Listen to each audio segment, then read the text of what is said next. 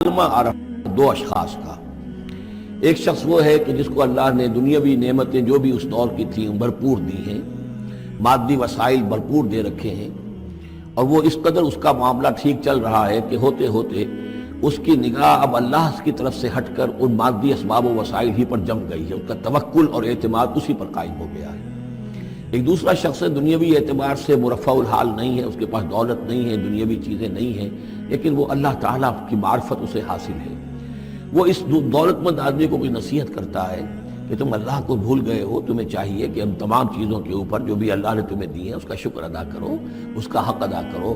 لیکن اس نے اپنے گھمنڈ میں آ کر اسے بہت تلخ جواب دیا کہ میرے پاس یہ سب کچھ ہے تو گویا کہ میں اللہ تعالیٰ کا لاڈلا ہوں، چہیتا ہوں، تم جوتیاں پٹخار رہے ہو، تمہارے پاس کچھ نہیں ہے، تمہاری کوئی حیثیت نہیں ہے، تمہاری یہ حیثیت ہی نہیں ہے کہ مجھے تم واعظ بھی کہو۔ لیکن یہ کہ اس پر پھر جو ان کے درمیان معاملہ ہوا تو انہوں نے کہا اس شخص نے کہ ہو سکتا ہے کہ اللہ تعالیٰ تمہارے اس سارے دولت کو اور مال و اسباب کو ضائع کر دے، لیکن یہ کہ اس نے کہا کیسے ہو سکتا ہے، میں نے سارا بندوبست ٹھیک کیا ہوا ہے۔ بہرحال نتیجہ یہ نکلا کہ اللہ تعالیٰ نے اس کی اس پوری دولت کو ایک طریقے سے ضائع کر دیا، اور پھر وہ اپنے ہتھیلیاں ملتا رہ گیا، کف افسوس ملتا رہ گیا، اور اس نے کہا ہائے کاش کہ میں نے اپنے رب کے ساتھ شرک نہ کیا ہوتا۔ حالانکہ اس پورے رکوع میں کہیں کسی دیوی کا، دیوتا کا، کسی اور الہہ کا کوئی ذکر نہیں ہے۔ تو اس رکوع میں سمجھنے کی بات یہ ہے کہ ایک شرک ہے مادہ پرستی کا شرک، مادی اسباب و وسائل پر اتنا تکیہ ہو جائے، اتنا توکل ہو جائے، اتنا اعتماد ہو جائے کہ پھر اللہ تعالیٰ کو انسان بھول جائے، مسبب الاسباب پر سے نگاہ ہٹ جائے، اور وہ سمجھے کہ سارا اعتماد اور توکل میرا ان مادی اسباب و وسائل پر ہے۔ تو یہاں گویا کہ اس نے ان مادی وسائل و اسباب ہی کو اپنا معبود بنا لیا ہے۔ تو یہ شرک ہے جو اس دور کا سب سے بڑا شرک ہے۔ اس دور میں بت پرستی کا شرک بہت کم رہ گیا ہے، اب ستارہ پرستی کا شرک کہاں رہ گیا ہے؟ کون لوگ ہیں جو ستاروں کو پوجتے ہیں؟ اب تو انسان سمجھتا ہے ستاروں تک تو ہم پہنچ ہی جائیں گے، ہمارا علم تو پہنچ ہی چکا ہے، چاند تک ہم اتر آئے ہیں، اب چاند کو کون پوجے گا؟ یہ جو اب ساری جو ہے اب جو پوجا پاٹ ہو رہی ہے وہ تو مادہ پرستی کی ہے، وہ دولت کی ہے، وہ در حقیقت یا وہ نظریاتی طور پر وطن پرستی ہے، اس کا ایک شرک ہے۔ تو یہ اس دور کے شرک کو سمجھنا بہت ضروری ہے، اور یہ رکوع اس اعتبار سے کہ اس میں کسی دیوی دیوتا کا ذکر نہیں ہے۔ تو شرک کون سا کیا اس نے؟ وہ شرک یہی ہے کہ اس نے دنیاوی مال و اسباب اور مادی اسباب و ذرائع کے اوپر اپنے سارے توکل کو جو ہے اس کے ساتھ منسلک کر دیا، یہی گویا کہ اس کو معبود بنا لینا ہے۔ وَاضْرِبْ لَهُم مَثَلًا رَجُلَيْنِ، ان کے لیے بیان کیجئے دو اشخاص کی مثال۔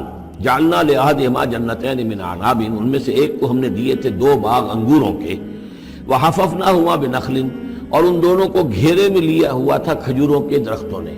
اب دیکھیے کہ انگوروں کی بیلیں ہیں، اور چونکہ ادھر ادھر سے ہوا تیز نہ آئے تو کھجوروں کے جھنڈ جو ہیں وہ چاروں طرف لگے ہوئے ہیں، تاکہ ان کے مابین جو اس کی انگوروں کی بیلیں ہیں وہ بڑی محفوظ ہیں۔ وجعلنا بینہما زرعا، ان کے درمیان کھیتی بھی تھی، یعنی یہ کہ اناج کا سامان بھی ہے اور انگوروں کی بیلیں بھی ہیں، اور یہ کہ کھجوروں کے درخت بھی ہیں۔ کلتا الجنتین آتت اکلہا، اور وہ دونوں باغات اپنا پھل دیتے تھے، وَلَمْ تَظْلِمْ مِنْهُ شَيْئًا، سال بسال پھل آ رہا ہے، سال ہر سال ہو گئے، ہر سال پھل آ رہا ہے، اس میں کوئی کمی نہیں کرتے تھے۔ جب یہ چیز چلتی رہتی ہے تو آدمی کا خود بخود ایک توکل جو ہے وہ اس چیز کے ساتھ وابستہ ہو جاتا ہے، وہ بھول جاتا ہے کہ اس کی اللہ تعالیٰ کے فضل و کرم سے ہے یا اللہ کے اذن سے ہے، بلکہ یہ کہ وہ انہی چیزوں کو سمجھ بیٹھتا ہے کہ یہ دائم ہے اور قائم ہے۔ وَفَجَّرْنَا خِلَالَهُمَا نَهْرًا، اور ہم نے ان کے مابین ایک نہر بھی نکال دی تھی، آب پاشی کا بھی پورا نظام موجود ہے۔ وَكَانَ لَهُ ثَمَرٌ، اور اس کے میوے بھی تھے، یعنی یہ بھی تھا کہ باغ جو ہے پھلا ہوا اس وقت، انگور بھی ہیں اور کھجور بھی جو ہے درخت جو ہیں لدے ہوئے ہیں۔ اور ایک اس کا مفہوم یہ بھی ہے میرے نزدیک جو زیادہ راجح ہے کہ اس کو اولاد بھی اللہ نے خوب دی تھی۔ جیسے درختوں پر پھل لگتا ہے تو انسان کے لیے اس کی اولاد جو ہے اس کے پھل کی حیثیت رکھتی ہے، تو گویا کہ اس کو اولاد بھی ملی تھی۔ فقال لصاحبہ وہو یحاورہ، تو کہا اس نے اپنے ساتھی سے، ان سے وہ گفتگو کر رہے تھے، آپس میں گفتگو کر رہا، انا اکثر منک مالا واعز نفرا، میں تم سے کہیں بڑھ کر ہوں مال میں اور نفری میں۔ اب یہ نفری کے حوالے سے میں نے کانا لہو ثمر، اس کے بیٹے بھی تھے، اولاد بھی تھی، تو اس کے حوالے سے وہ نفری کی بات بھی کر رہا، میرے بازو بھی بہت ہیں۔ وَدَخَلَ جَنَّتَهُ، اور وہ داخل ہوا اپنے باغ میں، وَهُوَ ظَالِمٌ لِنَفْسِهِ، اور وہ اپنے جان پر ظلم کر رہا تھا، یعنی اسی گمراہی کے اندر مبتلا تھا. قال ما اظن ان تبید هذه ابدا، انہوں نے کہا میں نہیں سمجھتا کہ یہ باغ بھی کبھی اجڑ سکتا ہے. کیا مجھے دھمکا رہے ہو کہ اللہ تعالیٰ جو ہے کہیں تم میری یہ دولت سلب نہ کر لے؟ دیکھو میں نے کھجوریں کس حساب سے یہاں پر لگائی ہیں کہ کوئی اگر آئے بھی، کوئی باد سرسر آئے یا کوئی اور بھی ہوا کا تیز لو کے جھونکے آئیں تو وہ میری انگوروں کے بیلوں تک نہ پہنچے. یہ گویا کہ سینٹینلز کھڑے ہوئے ہیں، کھجور کے درخت جو ہیں وہ روک رہے ہیں. پھر میں نے یہاں پہ آبپاشی کا نظام ہے، میرے نہر چلی ہوئی ہے. ما اظن ان تبید هذه ابدا، میں نہیں سمجھتا کہ میرا یہ باغ جو ہے کبھی یہ کہ برباد بھی ہو سکتا ہے. وما اظن الساعة قائمة، اور یہ جو تم قیامت وغیرہ کی بات کر رہے ہو، اول تو میرا گمان نہیں ہے کہ کوئی قیامت کھڑی ہونے والی ہے. وما اظن الساعة قائمة، میں نہیں سمجھتا کہ یہ قیامت ہونے والی. ہاں ڈکوسلے سے ہیں، کوئی بڑوں سے سنا تو ہے. اور یہ کہ وَلَئِن رُدِدتُّ إِلَىٰ رَبِّي، اگر مجھے لوٹا ہی دیا گیا اپنے رب کے پاس، لَأَجِدَنَّ خَيْرًا مِّنْهَا مُنْقَلَبًا، تو مجھے وہاں لازماً ملے گا بہت بہتر لوٹ کر. اب اس کے اندر ایک فلسفہ ہے ان کا کہ جب اللہ نے مجھے یہاں دیا، اللہ کے وہ منکر نہیں تھے، اللہ نے مجھے یہاں دیا ہے تو اس کا مطلب یہ کہ میں چہیتا ہوں، لاڈلا ہوں، یا اللہ نے مجھے کچھ صلاحیتیں دی ہیں، میں نے بڑی عمدہ پلاننگ کر کے باغ بنائے ہیں، سارا اس کا بندوبست کیا ہے.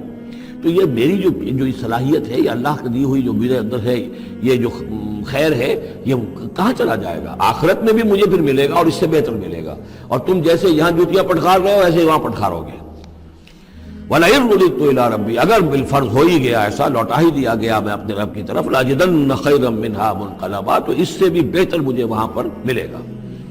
قال له صاحبه، اب اس اللہ کے بندے نے جو نیک بندہ تھا کہا اس سے، اس کے ساتھی نے، وَهُوَ يُحَاوِرُهُ، اور ان سے گفتگو کر رہا تھا، أَكَفَرْتَ بِالَّذِي خَلَقَكَ مِن تُرَابٍ، کیا تو نے کفر کیا اس ہستی کا جس نے تجھے مٹی سے بنایا، ثُمَّ مِن نُطْفَةٍ، پھر پانی کی گندے پانی کی بوند سے بنایا، ثُمَّ سَوَّاكَ رَجُلًا، پھر تجھے ایک پورا انسان بنا کر کھڑا کر دیا.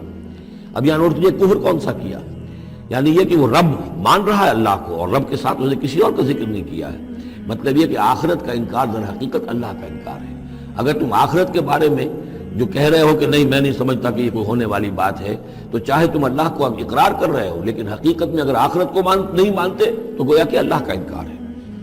لَٰكِنَّهُ اللَّهُ رَبِّي، لیکن جہاں تک میرا معاملہ ہے میں نے تو اللہ کو اپنا رب مانا ہوا ہے، وہی میرا مالک ہے، آقا ہے. وَلَا أُشْرِكُ بِرَبِّي أَحَدًا، اور میں اپنے رب کے ساتھ کسی کو شریک نہیں ٹھہراتا. وَلَوْلَا إِذْ دَخَلْتَ جَنَّتَكَ قُلْتَ مَا شَاءَ اللَّهُ، اور کیوں نہ ایسا ہوا کہ اللہ کے بندے جب تو اپنے باغ میں داخل ہوا، تو نے باغ دیکھا پھلا ہوا ہے، ہرا بھرا ہے، ہر طرف منظر جو ہے بڑا دل خوشکن منظر ہے، تو کہتا ما شاء اللہ. یہ پھر وہی مجلسی کلمہ آ گیا جس میں توحید کوٹ کوٹ کر بھری ہوئی ہے. ماشاء اللہ، یہ جو اللہ نے چاہا، جو اللہ نے چاہا، یہ سب اس کے فضل و کرم سے ہے. لا قوت الا باللہ، کوئی طاقت نہیں ہے اللہ کے سوا. اگر اللہ کی طرف سے یہ بات نہ ہوتی تو میرے اندر کوئی صلاحیت نہیں تھی. اللہ ہی کی ہے در حقیقت، یہ دین ہے اس کی، اسی کی عطا ہے. ان ترن انا اقل منک مالا و ولدا، اگر تم دیکھ رہے ہو کہ میں تم سے کم ہوں مال میں بھی اور اولاد میں بھی، فعسى ربی ان یؤتینی خیرا من جنتک، تو مجھے تو اپنے رب کے بارے میں یہ یقین ہے کہ وہ جب چاہے مجھے تیرے باغ سے بہتر باغ دے سکتا ہے. وَيُرْسِلَ عَلَيْهَا حُسْبَانًا، اور تیرے باغ کے اوپر وہ کوئی اوپر سے کوئی لو کا جھونکا ایسا بھیج سکتا ہے، من السماء، آسمان سے، فَتُصْبِحَ صَعِيدًا زَلَقًا، کہ یہ پورا باغ جو ہے یہ جو ایک ایسا چٹیل میدان ہو کر رہ جائے کہ یہاں کوئی درخت رہے نہ بیلے رہے. معلوم ہوا کہ ہر چیز جب آنکھ کھلی گل کی تو موسم تھا خزاں کا، یہ ہو سکتا ہے، عین ممکن ہے. اور یصبح ماؤہا غوراً، یا اللہ آسمان سے کوئی ایسی نہ بھی بھیجے کوئی چیز بلا، تو اس کا پانی ہی جو تمہارا یہ جو چشمہ چل رہا ہے، وہ پانی ہی اگر زمین کے اندر گہرا اتر جائے، یہ چشمہ خشک ہو جائے، فلن تستطیع لہ طلبا، اور پھر تو پانی کہیں سے لا نہ سکے، تو یہ باغ خود بخود اچڑ جائے گا. یہ سارے امکانات ہیں. مسبب الاسباب نے تمہارے لیے اس وقت سارے اسباب جمع کر رکھے ہیں. جب چاہے گا ان میں سے کسی ایک سبب کی بھی اگر تناب کھینچ لے تو یہ سارا معاملہ جو ہے یہ تو شیش محل کی طرح کا ہے، ایک ہی جو پتھر ہے وہ اس سب کو چکنا چور کر دے گا. وَأُحِيطَ بِثَمَرِهِ، معلوم ہوتا ہے کہ وہ بہت ہی کوئی اللہ کا پہنچا ہوا شخص تھا، جو اللہ کا دوست تھا، اور اس کا دل دکھایا اس شخص نے، جس کو تانا دیا اسے انا خیر من، انا اکثر منک مالا و ولدا، تو اس حوالے سے اس کا دل دکھا ہے. اور یہ جان لیجئے کہ کسی اللہ والے کا، من عادى لي وليا فاذنته للحرب، تو ایک حدیث قدسی ہے، جو شخص میرے کسی ولی کے ساتھ دشمنی کرے پھر میری طرف سے اس کے خلاف اعلان جنگ ہے، تو اس نے چونکہ یہ دل دکھایا ہے۔ اور فارسی کا ایک شعر بھی بڑا مزیدار ہے کہ ہیچ قوم را خدا رسوا نہ کرد، تا دلے صاحب دلے نامد میں درد۔ کسی صاحب دل کے دل کو ٹھیس لگتی ہے، درد اور اس کے اندر پیدا ہو جاتا ہے، صاحب دل ہو، اللہ کی محبت اس کے دل میں ہو اور اسے ٹھیس پہنچے، تو تا دلے صاحب دلے نامد میں درد، ہیچ قوم را خدا رسوا نہ کر۔ قومیں بڑی رسوا ہو جاتی ہیں کسی ایک اللہ والے کی کہ دل جو ہے اس کی دل کو اگر تکلیف پہنچے تو وہی تب اس ہمارے ہی اس کا سارا ثمر سمیٹ لیا گیا۔ اللہ تعالیٰ نے جو کچھ اس کو دیا تھا وہ سلب کر لیا، باغ بھی ختم ہوا، اولاد بھی ختم ہوئی۔ فَأَصْبَحَ يُقَلِّبُ كَفَّيْهِ عَلَىٰ مَا أَنفَقَ فِيهَا، تو وہ رہ گیا اپنے ہاتھوں کو ملتا ہوا، اپنی ہتھیلیوں کو ملتا ہوا، جسے ہم کہتے ہیں کفِ افسوس ملنا۔ يُقَلِّبُ كَفَّيْهِ عَلَىٰ مَا أَنفَقَ فِيهَا، جو کچھ اس نے خرچ کیا تھا، انویسٹ کیا تھا، محنت کی تھی، کتنا عرصہ لگا تھا اس باغ کے پلاننگ میں، باغ کو اس نے لگایا تھا، کہاں کہاں سے پودے لایا ہوگا۔ ما انفق فیہا وہی خاویۃ علی عروشہا، اور وہ باغ جو ہے گرا پڑا ہوا تھا اپنی چھتریاں کے اوپر، کیونکہ جو انگور کی بیلیں ہوتی ہیں وہ ٹٹیاں ہوتی ہیں، چھتریاں ہوتی ہیں، وہ سب اوندھی پڑی ہیں۔ وَيَقُولُ يَا لَيْتَنِي لَمْ أُشْرِكْ بِرَبِّي أَحَدًا، اور اس وقت وہ کہہ رہا تھا ہائے میری شامت، کیا کاش کہ میں نے اپنے رب کے ساتھ شرک نہ کیا ہوتا۔ اب یہ کون سا شرک ہے؟ اس پوری اس گفتگو کے اندر کہیں کسی دیوی کا، دیوتا کا، کسی کا ذکر نہیں ہے، کسی کی شفاعت کا ذکر نہیں ہے۔ یہ ہے ہمارا آج کا نقشہ مادہ پرستی کا، آج کی ہماری ذہنیت جو ہے پوری کی پوری اس رکوع کے اندر موجود ہے۔ وَلَمْ تَكُنْ لَهُ فِئَةٌ يَنْصُرُونَهُ، اور نہ ہوئی پھر اس کی کوئی جماعت، کوئی اس کی فوج ہوتی جو اس کی مدد کرتی من دون اللہ، اللہ کے مقابلے میں۔ وَمَا كَانَ مُنْتَصِرًا، اور نہ ہی وہ اس قابل تھا کہ کسی سے انتقام لے۔ کس سے انتقام لے؟ سارا فیصلہ تو اللہ کی طرف سے ہوا ہے۔